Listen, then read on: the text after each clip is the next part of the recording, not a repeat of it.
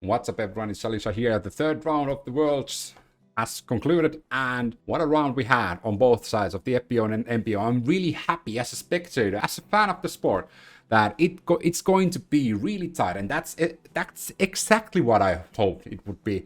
Let's go to the FPO side first. As always, we have 3 Europeans in the top 4, tied for the first place. Henna Blomroos and Kristin Tattar. I have to say now that I'm really happy that I was wrong. That Henna and Eveliina, both of them, got their nerves in check. Let's not be too happy because there's still 2 rounds to play, but at the moment they are both sitting in the top, and Henna played -9, a really good round, and then Eveliina played the hot round together with Holin Handley, who is also in the lead card tomorrow, -10, which is a kind of a surprise because I was watching the broadcast with from my other screen. In my opinion, I saw a lot of missed putts from Eveliina and Henna. But apparently I was wrong, or probably mistook them for somebody else. But I'm happy to see that Eveliina and Henna is at the top, and I'm not happy to see that Kristin Tattar played a really bad round again. You can clearly see that Kristin is actually saving her arm quite a lot, and it's now affecting her putting quite a lot too. Which Kristin states in the interview after the round that she's not happy with her putt, and she needs to fix that immediately. And that's exactly what Henna actually said in the interview too, that if she wants to win, she needs to make her putts, and that's her game plan going into the country club. Paige Pierce continued to play really inconsistent, just like in the previous tournaments. Now she played a bad round, quote unquote. Missy Gannon chopped to 7th. Valerie Mandujano is tied for 5th with Paige Pierce. She played a bogey-free round, but it's still relatively tight for the top 7 players, and anything can happen. Because we're going back to MPO, and you need a long throw there, and you need to be accurate, and you need to make putts. So I'm thinking before we go to the final round, there's still going to be some mixing in the lead, but we'll see. It's good to have 3 Europeans in the top, because that's gonna make a great impact for the sport. It means a lot for the sport to have like international success, and that's exactly a good thing that we have now 3 Europeans in the top, and I hope they manage to keep their placements up until the end. There's gonna be interviews from Henna and Kristin at the end. If you want to jump there's gonna be timestamps in the video so you can find them quickly. But now we're gonna jump into the MPO side. Oh my god, MPO. Alright, so while watching this reminded me of the European Open, the battle between Eagle and Paul, because it was a battle of Paul Mcbeth and Aaron Gossage, basically. Because I was watching the lead card live, and they were battling it out, and they are actually tied for the first, both having -30 at the moment. Paul was one of 4 people who had a -12 round. Paul Mcbeth had -12, Chris Clemenson, Matthew Orum, and Isaac Robinson, all of them had -12, and that was the hot round of round 3. And it's really tight. We have a tight lead for 30, -30. Chris Clemenson, a lowly 3rd place, is at -28, and Calvin Heimburg, which is a really big surprise that he's going to be in the lead card, considering his front 9 was painful to watch. As a fan of Calvin, it actually was painful to watch Calvin suffer so much and struggle. But lucky for everyone, he got his shit together and played an awesome back 9, and that's the reason why he's now in the lead card. Kristin Tattar played an okay round, nowhere near the rounds he played previously, but good enough to be tied for 4th place. Ricky Wysocki is sneaking towards the top. Again, played a really good round, and now he's tied for 6th place with Matthew Orum. So Ricky is not out of the question. He's just 4 strokes behind the leader. Anthony Barella, have to say that I'm liking what I'm seeing. Anthony Barella played a really good round, and I hope he continues to do that. You're probably wondering where Eagle is. Well, Eagle is 20th. Why? I don't know. Well, Eagle played badly, but I want to point out that at hole 5, Eagle cut his hand on a piece of glass in the dirt that he was like rubbing in his hands, making it stick to making like he does that free throw ritual where he takes some grass, takes some dirt, and there was glass in it, and he got his throwing hand, and after that he wasn't the same anymore. So it's really sad that if Eagle's chance of winning gets destroyed by a piece of glass in the dirt, and that shouldn't be an issue in the worlds, like through the surroundings of the tee pad should be like finely combed with a rake, that there is nothing that can stick to their feet, like cut their hands, cut their feet, there shouldn't be anything dangerous, sharp or anything in the close proximity of the tee pad. But that's just me. But now we can see what happens actually. Like after the 5th hole, Eagle only got -1. And before that he was -3 through 4. So he was on pace like the previous rounds. But after that he wasn't the same. So it affected him somewhat. I can't know how much, and I just checked that Eagle haven't mentioned it at all. So we don't really know. He's still -20, so he's 10 strokes behind the lead. Probably not gonna win, but let's hope that he manages to play the rest of the tournament and climb himself closer to the top. But as always, this is my recap of the round 3. We're going back to Emporia Country Club, and we're gonna stay there up until the end. We have 2 rounds to go. After that, we have our champions. There's gonna be interviews after this, so stick to it and watch them. There's gonna be interviews from Paul Mcbeth and one of the most beautiful mustaches available, Aaron Gossage. Enjoy. Subscribe, hit the bell notification button so you get notified when I upload new videos. Like the video and comment down below who you think is gonna win. As always, see you guys. Henna, 9 under par, great round today. What was working for you? My driving game was on fire and it felt good. How's the putting feel right now? Not so good. I missed 5 really easy putts, so yeah. But when the drive is working that well, it's all good? Yeah. Nice. All right, it's you, Kristin, and Eveliina at the top of the World Championships. What does that mean to you, and what does that mean for European disc golf? It's a big thing. It's really big thing, yeah. It feels a lot of to me and to Eveliina and my family and everyone. It's great to see European is coming so hot. All right, we're done at Jones Park. We're going back to Country Club. Any adjustments you want to make over there heading into the final 2 rounds? No, I just want to make my putts and then I'm good. All right, what's the plan for this evening? Just rest, eat good, yeah. All right, anything you want to say to the people watching back home? Thank you for all kind message. I really appreciate that. All right, that's Henna Blomroos, currently tied for the lead at the Pro Worlds. And joining us now is our co-leader here at the World Championships, and Kristin Tattar. Kristin, today not quite as good of a start as you had during the opening round here. Do you start to think about maybe momentum and how your round's getting started today as opposed to what we saw 2 days ago?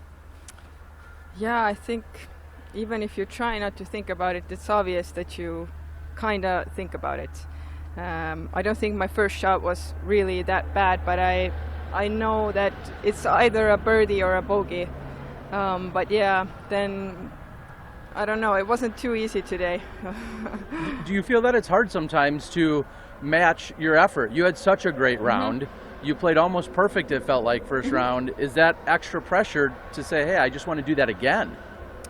I don't know if it's extra pressure necessarily, but you know, sometimes it just works and it feels very easy and you feel like you're practically like doing nothing.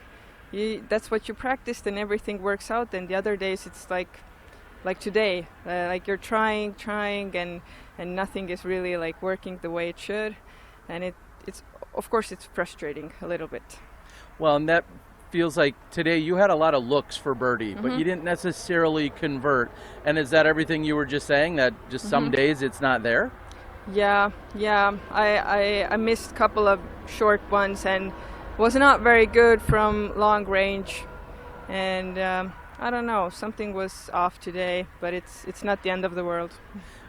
So 2 follow-ups to that is, the first of all, when you say off, do you feel like you were switching up anything with your forehands or backhands? How is your arm feeling? Do you feel like you threw one or the other more? I can't blame the arm. I think the arm is like it's been feeling all the time. No changes there. Just my putts were really weak, I'd say. Yeah.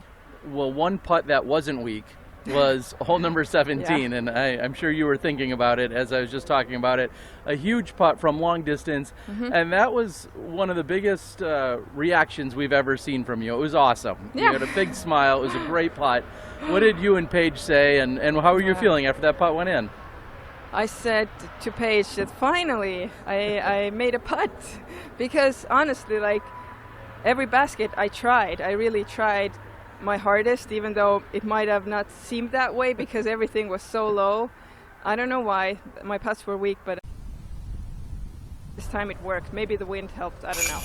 And it was a great putt. And what also is great is that we're seeing yourself along with Eveliina and Henna. Mm-hmm. 3 Europeans on the lead card, along with Holland, who's only been playing disc golf for like 2.5, 3 years. Mm-hmm. What does that mean for you and for European disc golf and for the women's division?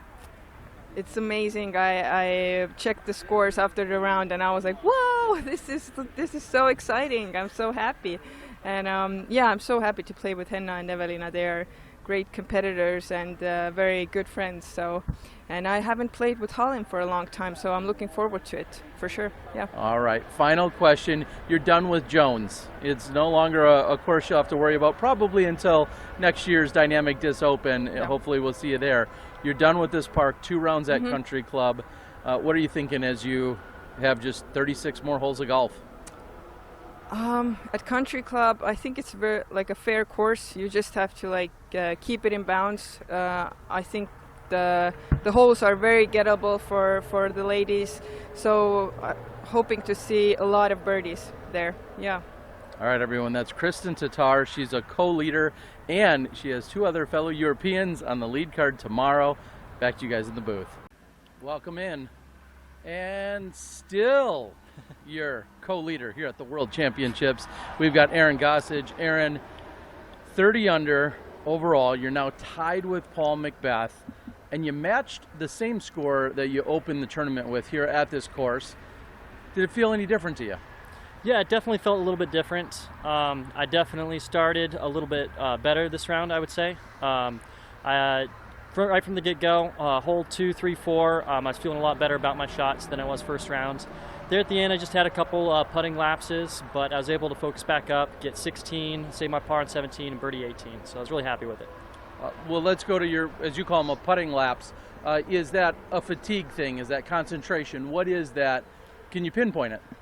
Just a little bit. I was really dialed on my putt, and then right as I went to my one missed putt in the circle there on 14, I just saw someone right in my corner of my eye. I should be able to stop and wait, but just walking behind the basket. And then again on 14, I was still in my head a little bit, so I had to take my time, especially there on 16, focus up, and make sure I get my disc in the basket. Now, some people would wonder, how well did you sleep last night? How well rested were you in the fact that you're sitting now a little halfway past the world's mark here, and you're tied for the lead? Yeah, I'm doing pretty good. I'm staying in my van, but it has been getting cold at night, so it makes it easier to sleep for sure. Honestly, last couple rounds have felt pretty relaxed. It's nice playing with Paul and Tristan and Calvin. They're all really cool guys, so it doesn't put on as much pressure. You know, it doesn't quite feel like lead card at a major event. So. Well, and we've seen you on the top at a number of events. So if you're a diehard fan, it's really no surprise that you're here. But maybe for some of our newer fans or even fringe fans that are just coming in, they're still thinking possibly, wait, where's this guy? Where's he from? And how is he going to hold up? Do you feel like you kind of answered any critic out there today? Yeah, definitely. I think the biggest answer for all of that has just been my putting. I think I missed 1 putt in the circle for the whole event so far, and I made a bunch outside. So on courses like this, usually my drives are pretty solid, and it's just a matter of whether I'm connecting with the putter on the green. Well, then let's do the world a favor for the final question and answer here today. Give everyone one quick putting tip that has maybe led to some of your success. Oh, goodness. I've just been putting in the work on the putting green. Practice, practice, practice. You just got to feel it. Well, he's putting in the work, and right now he's still tied for the lead at the PDGA World Championships through 3 rounds. That's Aaron Gossage. Back to you guys in the booth. Awesome. Thank you. And welcome back, everyone. Now we are joined by Paul Mcbeth, who is your co-leader here. Paul, you came into today with a 2-stroke deficit, but immediately you got to work. Talk about that hot start, getting 7 for 7. Yeah, I mean, I was able to play with Chris the first day, and he started 6 for 6, so I kind of saw how it was done. So kind of just followed his lead, to be honest, and then, yeah, knocking out that lead that early was a confidence booster for sure. Now, during the latter part of the round, we saw you sometimes maybe wince in pain a little bit. What's going on? Is it ankle? Do you have some kind of issue or anything going on?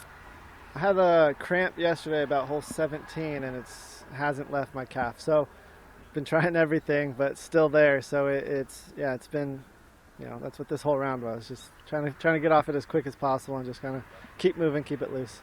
And just elaborate a little bit. That's just what we presume is something that's temporary, and you're just trying to loosen it up and get through it, hopefully. That's what I hope. Could it be more serious? Have you talked to anyone else? Just trying to work on it like a cramp, and then after the tournament's done, we'll see. All right. Well, something else you've been working through is your putt, and we've seen mixed success on it this week. You've talked about it a little bit, but how do you feel like it went for you today, and what are you thinking? Getting no push off my back leg, so definitely going to go straddle here on out. We'll see if I can loosen up this left leg and get some push, but if not, then I'll have to use both legs. Talk about your final hole, hole 18 today, and the putt that you were left with. I saw a little extra in you after you put that in, but talk about it. How did it feel closing out your round that way? Yeah, upshot was, just didn't get anything off the push to get up that hill, so I was left with about 60 feet, and I don't know, I felt like I've had a chance to make a putt on that hole for quite a while, going back to DDO and since we started playing that hole, and I just felt like I could put my right leg back and just kind of launch it up there, and I was able to do that, get the line right, and just dropped it right in, and as soon as I let it go, I kind of knew it was in, so that was a really good feeling. You feel like that makes a statement as you leave the Jones course? We'll see. All right, and then last question would be, we're leaving Jones. You won't be back here probably till Dynamic Disc Open next year. 2 rounds at the Country Club. What do you think about that course, and what's maybe going to be required over there, whether it's the scores or the strategy? Yeah, if I throw the disc like I did today, I think I had 17 looks at birdie from C2 or better, and if I can do that tomorrow, we'll see. I just gotta knock the putts down.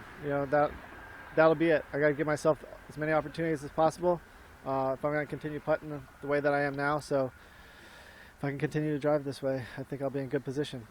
All right, Paul Mcbeth likes his putting, he's cleaning up the drives. We're heading over to Emporia Country Club for the last 36 holes. Back to you guys.